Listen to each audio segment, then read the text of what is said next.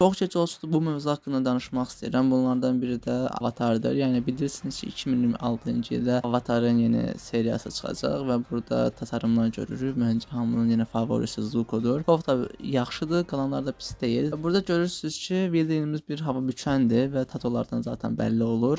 Və demək ki, son hava bükən Aang deyilmiş. Yəni bu adam da var imiş. Yəqin harasa gizlənib eləyib, açıb və sağ çıxıb. Bu niyəsə mənə Avatar Koraya ışınlandım və ikinci sezondan sonra aləminlə insanlar aləmini birləşdirəndən sonra elə bil normal insanlar da artıq hava bükməyə başlamışdı. Bunlardan da biri Zaxir idi. Zaxir normal insan halında belə o qədər təhlükəli idi ki, onun dağın zirvəsinə həbs etmişdilər. Hava bükəndən sonra çox təhlükəli bir hala gəlmişdi. Amma niyəsə hava bükməyə çox, yəni vərdiş etmişdi. Elə bir ki, uşaqlığından bəri bunu bükür və şeyə də artıq hakim idi, hava bükməklə əlaqədar və orada bir fəlsəfə var idi. Adını tam bilmirəm, amma azadlıq fəlsəfəsi deyəcəm. Yəni fikrini boş tutursan, nə bilim nəsə elə bir şeylər var idi. Fikrin boş olur və artıq azadlığa çıxırsan və uçursan bildiyimiz. Yəni ikinci uçan hava bükücü Zaxir idi. Birincisi zaten onun düzəldən kişidir. Onun banisi. İkincisi də çox Zaxir idi və hamı şokdaydı. Və bu deyirlər ki, bir videoda qarşıma çıxdı. Onun atası ola bilər. Elə atasını başına bıraq, yəni dayısı da ola bilər. Yəni onunla bir bağlantısı məncə olmalıdır. Böyük atası olsa daha yaxşı olar. Çünki bu filmin Korayın seriyasına bağlantısı olmalıdır ki,